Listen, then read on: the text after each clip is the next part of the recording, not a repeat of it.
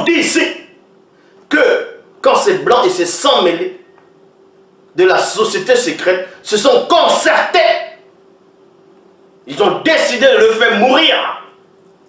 Et on vous dit ici, ils l'amenèrent et le livrèrent à Kéti, donc Pilate, virgule. Qu'est-ce qui veut dire Pilate?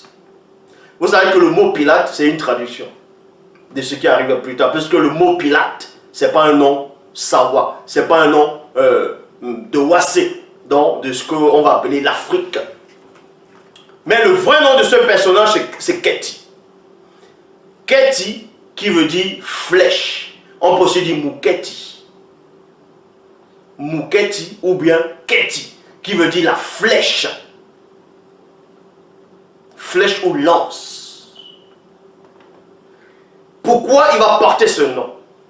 Pourquoi son nom va signifier la flèche ou la lance?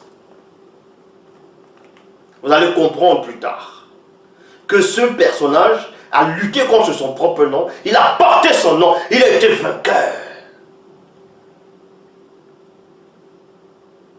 Et on vous dit ici, ils l'amenèrent et le livrèrent à Kéti, c'est-à-dire Pilate, virgule, le chef du territoire. Point. Parce qu'à cette époque, à cet endroit où ils ont saisi John Kisabeyi, donc qui est le vrai Christ, dans cet arrondissement, dans ce territoire, il y avait un chef qui était comme le gouverneur, dont vous voyez actuellement. Parce que le mot gouverneur, à une certaine époque, même au Cameroun, dans ce qu'on appelle le Cameroun actuel, on ne disait pas gouverneur, on disait inspecteur provincial, les inspecteurs provinciaux. Mais ici, Kéti, qui est Pilate, dont on va traduire Pilate, était le chef du territoire. Mais qui était ce Pilate? Est-ce un Romain?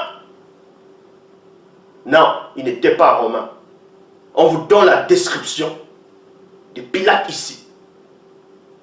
Pas de Ponce Pilate que vous allez taper sur Google, sur Yahoo, Wikipédia, ainsi de suite, où on va vous montrer des images d'un blanc. Non, c'était pas le vrai Pilate. Le vrai Pilate, c'est-à-dire Kéti, son vrai nom. Dans le verset 3, on vous dit, Kéti était un homme noir, non initié, mais analytique. Donc on vous dit ici, Pilate, donc Kéti était un homme noir, non initié, mais analytique. C'est quelqu'un qui raisonnait quand même, qui analysait les choses. Quoiqu'il était non initié, mais ici il n'est pas dit qu'il était non initié corrompu, mais il était néanmoins un non initié. C'est pour cela que ces blancs et ces sangs mêlés ont jugé bien, selon eux, de le ramener, Dieu qui savait, à un non-initié. Parce que pour eux, un non-initié, selon les logiques, c'est quelqu'un qui n'est pas soumis aussi, c'est vrai, qui n'est pas soumis au verbe de l'Oba. Donc forcément, il va condamner un innocent. Parce qu'il va essayer de le soudoyer. On vous dit ici que Kéti, dont vous appelez Pilate, sortit donc vers eux. À l'extérieur, il les demanda 2 points. Quelle accusation portez-vous contre cet homme mystérieux? Point d'interrogation. Donc, Pilate était un homme qui analysait beaucoup de choses, qui voyait des choses, quoique il était un non-initié. Quand il a vu une grande foule, une multitude de personnes, il y avait du bruit, ils ont ramené un personnage. Ils ont ramené une personne intrigante en même temps, qui intriguait. Quand Pilate, donc, Kéti, a vu John Kisabeyi, a vu Koudoumane, a vu le vrai Christ, il a analysé. Ses yeux, la conscience de ses yeux ont vu le personnage. Il a su que non, cet homme était mystérieux dans son accroutement, dans sa manière de se placer. Il a vu quelqu'un de mystérieux. C'est pour cela qu'il dit ici, quelle accusation portez-vous contre cet homme mystérieux et non contre ce bandit? mais contre cet homme mystérieux. Ils lui répondirent, si ce n'était pas un sorcier, virgule, nous ne te l'aurions pas livré. Il y a un point ici. Donc les blancs et les sans mêlés ont répondu à Pilate en disant, si ce personnage dont on a ramené devant toi n'était pas un sorcier, parce qu'on ne va pas ramener un simple brigand devant une grande autorité de cette envergure, qui était Kéti, qui était le chef de tout ce territoire immense. On ne va pas ramener un simple braqueur devant lui. Mais on vous dit que c'était un sorcier. Ils l'ont accusé de sorcier. Ils ont accusé le vrai Christ de sorcier, de pratiquer la sorcellerie. Pourquoi? Parce que même les non-initiés connaissaient la loi sur la sorcellerie. Satan refusait la sorcellerie telle qu'on présente. Donc on vous dit ici, dès qu'ils ont dit cela à Pilate, donc à Kéti, on vous dit Kéti entra donc dans le palais de justice et fit comparaître Djokisabé. Parce que c'est quelqu'un qui était prudent. Parce que quand vous lisez dans les Bibles actuelles classiques, on diabolise Pilate, ce personnage. Oui, ils vont le diaboliser vu qu'ils ont changé la couleur de sa peau, ils ont changé sa nationalité, et ils ont tout changé sur lui. Donc vous voyez. Mais le vrai Pilate, c'était un noir. C'était un noir. Et on va vous montrer la tribu d'où il est issu, ce Pilate. Quoiqu'il était non initié. Quand on accusait Djokisabé, donc Koudoumane le vrai Christ, on a dit c'était un sorcier. Il n'a pas demandé de le pendre. Il n'a pas demandé de le crucifier. Il n'a pas demandé de le mettre sur le bois. Il a plutôt fait entrer Djokisabé pour écouter sa version à lui. Parce que c'était quelqu'un, quoi qu'il était non initié, il devait écouter plusieurs versions. C'est pas parce qu'une multitude de personnes va accuser une personne que forcément c'est vrai. Kéti rentra donc dans le palais de justice et fit comparaître Djokisabé. 2 points. Et maintenant, Kéti va s'exprimer avec sa langue. Il va s'exprimer avec sa propre langue. La langue dont la tribu dont Djokisabé est issue. Est-ce que vous comprenez? Vous comprenez par là que le complot des Blancs et des sans-mêlés voulait faire périr le Christ par la main d'un frère même de Christ, c'est-à-dire de sa race, de son peuple, de sa tribu, pour se laver les mains eux après, en disant que de toute façon c'est vous qui avez tué, c'est vous qui avez vendu vos propres frères. Voilà. Ils ramènent l'esclavage, après ils disent non, c'est les Noirs qui ont vendu les Noirs. Voilà ce qu'ils ont voulu faire. Donc, et on vous dit ici, Kéti entra donc dans le palais de justice et fit comparaître Djokisabé. 2 points. Wende Moteiwusu. Wende Moteiwusu. Voilà ce que Pilate lui pose comme question. Il lui dit, es-tu un sorcier? Puisqu'on l'a accusé de sorcier, de sorcellerie, Pilate le fait entrer. Comment Pilate a su que Djokisabé parlait la langue originelle, c'est-à-dire le Douala ancien? Comment il a su ça? Comment il a su? Comment il savait cela? Mais Niamey lui a parlé en Douala ancien, il a dit, Wende, dont tu es Moteiwusu, tu es un sorcier? Lui demanda-t-il. Djokisabé lui demanda, dis-tu cela de toi-même ou bien d'autres te l'ont dit à mon sujet? Point d'interrogation. Il demande à Pilate. C'est là que vous allez comprendre maintenant les mystères des révélations des propos de la conversation secrète de Djokisabé, donc qui est le vrai Christ, avec Kéti, dont vous appelez Pilate, par les fausses conversations que vous voyez actuellement dans les Bibles actuelles classiques. Vous allez comprendre qu'à un moment donné, Pilate, celui qu'on appelle Pilate, donc Kéti, est entré dans l'histoire, est entré dans la révélation, parce qu'on lui a révélé l'action pendant qu'il conversait avec Christ. Donc, Djokisabé lui demanda, dis-tu cela toi-même ou bien d'autres te l'ont dit de mon sujet? Non, plutôt à mon sujet. Point d'interrogation. Pilate, donc c'est-à-dire qu'est-il répondit? Mbanende mutamukala. Mbanende mutamulato. Point d'interrogation. Vous allez comprendre que deux frères de race de la tribu sont en train de converser. Pilate lui dit ici, en Douala, puisque tout ça, même si on vous dit que Djokisabé te reprend en français, c'est traduit pour que vous puissiez comprendre. Donc, Pilate lui dit ici, Mba, c'est-à-dire moi, Ninde Motamukala. Il dit, est-ce que moi je suis un blanc? Donc en gros un homme blanc. Est-ce que moi je suis blanc? Banende Motamulato. Est-ce que je suis un sang mêlé? Donc est-ce que moi je suis un métis? Il dit ça à Christ. Il dit, est-ce que moi je suis un blanc qui a été accusé, qui veut ta mort? Est-ce que moi je suis un sang mêlé, un métis qui veut ta mort?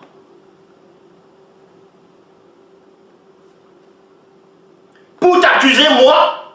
Point d'interrogation. Pilate, donc Kéti, était certes un non-initié, mais il avait les principes. Il connaissait la valeur de la loi, de certaines lois morales. Il connaissait la loi. Il connaissait la loi. Il connaissait la loi. Donc vous dit ici, et donc Pilate il répond, Pilate continue, il dit, les blancs et les sangs mêlés t'ont livré à moi. Qu'as-tu donc fait? Point d'interrogation. Qu'as-tu donc fait? Point d'interrogation. Djokisabé répondit, ma réalité, avec un R majuscule, ma réalité n'appartient point, non, n'appartient pas du monde, de ce monde visible. Ma réalité n'appartient pas à ce monde visible. Si ma réalité appartenait à ce monde visible, mes entités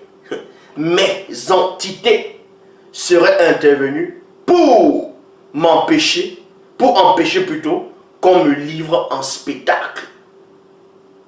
Point. Kem, qui veut dire non. Ma réalité n'est point d'ici-bas. Mais on lui pose des questions. Pourquoi on t'accuse? Es-tu sorcier? Ainsi de suite. Djokisabé lui dit que sa réalité n'est pas ici.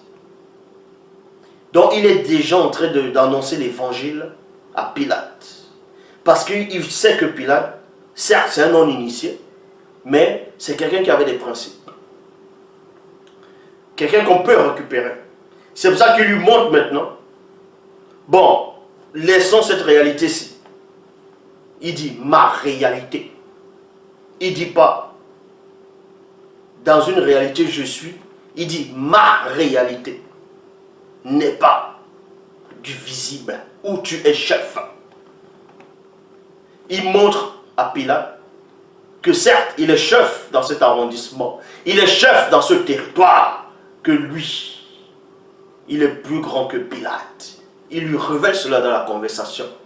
Et en plus il dit, sinon mes entités.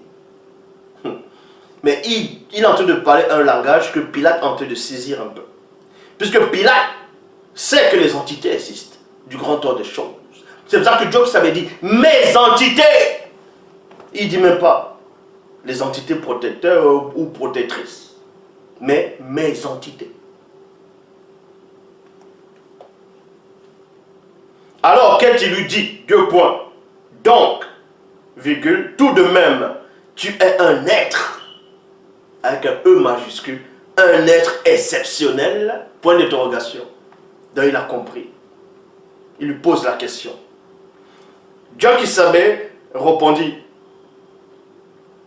Wende Topobwam. Mais avant ça, John Kissabe répondit, Wende Topobwam. Parce qu'en fait, la question, sur point d'interrogation, que Pilate a posé à John Kissabe de savoir, donc tu es un être exceptionnel, en fait, c'était une affirmation. Mais Pilate, donc, a déguisé ça sous forme d'interrogatoire ou bien d'interrogation. Mais John Kissabe a compris, savait qu'il a camouflé cela, mais que c'était plutôt une affirmation qui sortait de lui. C'est pour ça que John Kissabe répond et dit, Wende Topobwam, tu parles bien. Tu parles bien. Je suis un être exceptionnel. Point. Je rends témoignage de la vérité. C'est pour cela que je me suis débrouillé et que je suis venu dans le visible. Point. Tous ceux qui sont pour la vérité écoutent ma voix. Point. Qu'est-ce qu'il lui dit? Qu'est-ce que la vérité? Ndjenyimbale. Et où se trouve la vérité? Mbale, Nindewe. Ayant dit cela, virgule, il sortit de nouveau à la rencontre des blancs et des sans-mêlés. Et il déclara, deux points, moi, je ne trouve en lui aucun motif de condamnation. Point. Vous savez que les faux juifs qui ont rédigé les Bibles actuelles classiques dans ce que vous appelez la Torah, ou bien dans ce que vous appelez le Nouveau Testament, avec les colons, tout ça, ils ont vu que le vrai Pilate avait dit que Dieu qui savait donc que le vrai Christ ne peut être condamné par lui, donc il n'a aucun motif de le condamner, de le faire périr. Ils avaient compris cela. C'est pour cela qu'ils ont dit, bon, on va néanmoins modifier l'histoire. On va introduire, on va inventer autre chose. On va dire, bon, si tu le lâches, c'est qu'il est en train de se faire roi. Donc s'il est roi, il est en train de défier César. Vous voyez? Ils inventent encore autre chose. Mais la vraie histoire, ce n'était pas ça. Qu'est-ce parla ainsi parce qu'il avait cru en Dieu qui savait. Voyez, les simples propos dont Dieu qui savait a tenu a converti déjà Ketty dans Pilate. Et Pilate maintenant, en ce moment, il porte son nom. Vous allez voir en quel moment il va porter son nom. Parce qu'en même temps, son nom qui est la flèche, qui en même temps la lance, il combat contre son propre nom pour être digne de ce nom-là. Il entra de nouveau dans le palais de justice et dit à Dieu qui savait, d'où es-tu vraiment? D'où es-tu vraiment? Dieu qui savait ne lui fit aucune réponse. Qu'est-ce que tu lui dis alors? Tu ne veux pas me répondre? Ne sais-tu pas que j'ai le pouvoir sur toi? Point d'interrogation. Y compris de te relâcher et aussi celui de te faire clouer et non crucifié, mais cloué sur le poteau, sur un poteau. Il y a point d'interrogation. Dieu qui savait lui répondit, tu ne peux avoir aucun pouvoir sur mon esprit. Il y a point. Avec un E majuscule. Tu ne peux avoir aucun pouvoir sur mon esprit. Voilà pourquoi celui qui me livre entre tes mains commet un grand péché. Alors comme Ketty siégeait à son tribunal, sa femme non initiée vint lui dire, ne lui fais rien de mal, ne le livre pas entre les mains des blancs et des sans-mêlés. Point. Car c'est un homme droit. Comment sa femme a su ça? Quand une femme regarde un homme, que ce soit en route, avec ses yeux, elle sait ce qu'elle est en train de voir. Mais cette femme dit, cet homme c'est un homme droit. Et j'ai eu cette nuit, à cause de lui, dans mon sommeil, un rêve étrange à son sujet. Point. Mais est-ce qu'on va pénétrer dans le rêve? Qu'est-ce qu'elle a vu dans ce rêve-là réellement? Elle a vu quoi là-bas? Katie et sa femme crurent en Dieu qui savait. Et il se lava les mains devant les blancs et les sans-mêlés en disant, je suis innocent du sang de cet homme mystérieux. Il y a point. Donc vous voyez ici, quand Katie a dit cela dans Pilate, qui veut dire flèche ou lance, il les a lancé cette flèche-là. Bah! Ça les a transpercés. La lance, fou, la flèche. Ça s'est retourné contre eux. Donc il a porté son nom. Il est devenu une flèche, une lance terrible, redoutable pour les blancs et les sans-mêlés et les démons religieux de haut rang qui étaient derrière cette foule-là. Qui étaient derrière cette foule-là.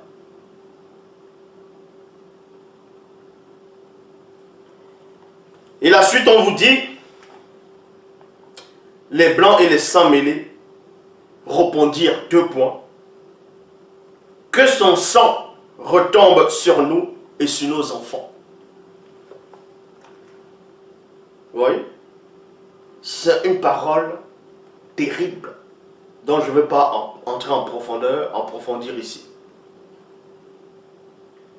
Quand Katie entendit les propos, il ordonna de libérer Dieu qui savait et renvoya avec autorité les blancs et les sans-mêlés hors du lieu. Il y a point.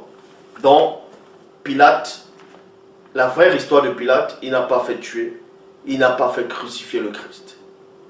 Ce qu'on vous raconte dans les Bibles actuelles classiques, dans du n'importe quoi, c'est faux. On vous dit qu'il a souffert sur Ponce Pilate, que Ponce Pilate avait eu peur de César. Il a demandé qu'on fouette le Christ, qu'on met les couronnes de pine sur sa tête. On lui met un drap rouge, un drap pourpre. Après il dit, voici l'homme. Et ensuite on demande de le faire crucifier. Et Pilate ordonne qu'on crucifie le Christ. Ça c'est une histoire inventée que beaucoup de noirs dans le monde qui n'ont plus de substance spirituelle acceptent naïvement. Parce qu'on les a déracinés. Et beaucoup d'autres personnes acceptent parce qu'ils n'ont pas cette vérité. Ils ne se sont pas abreuvés dans la source. Cette source qui est en face de vous.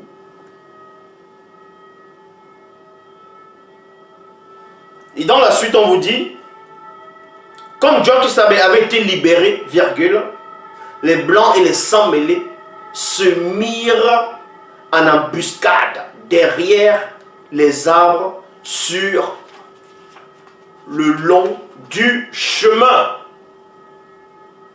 par où Dieu qui savait devait passer. Point. Je m'arrête là. Si le roi le permet, je ferai peut-être la suite. Comment ils l'ont saisi?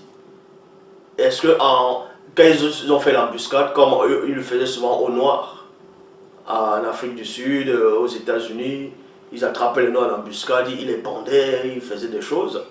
Est-ce que Dieu qui savait qui est le vrai Christ ne savait pas qu'il y avait des blancs et des sans-mêlés qui l'attendaient en embuscade? Ces blancs-là, qui l'ont attrapé après, qu'est-ce qui est arrivé à ces blancs-là, à ces sans-mêlés-là? Qu'est-ce qui les était arrivé? Donc vous voyez ici qu'il n'y a qu'un seul enseignant.